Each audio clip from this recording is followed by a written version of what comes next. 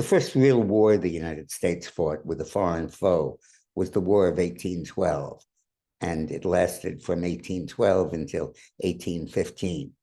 More on the other side of this break.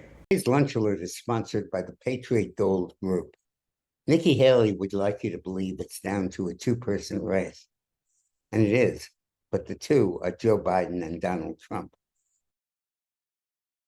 James Madison, who was president from 1804, coming after Jefferson, to 1812 at the end of the war, prosecuted the war.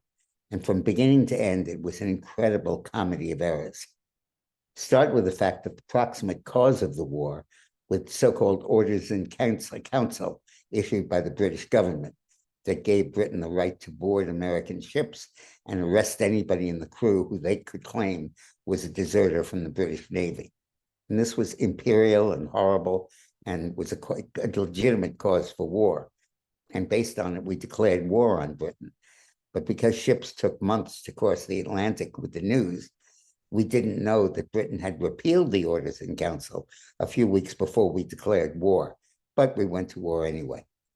And to cap that with the outcome, the United States basically lost the War of 1812.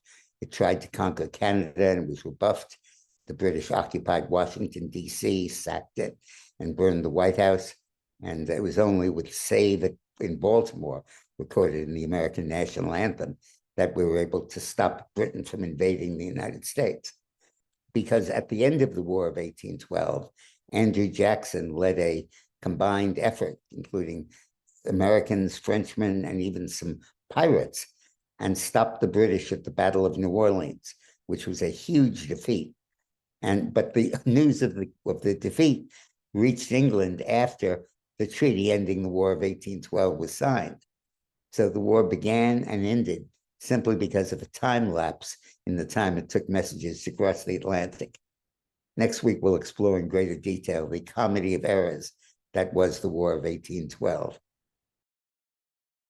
Today's Lunch Alert is sponsored by the Patriot Gold Group.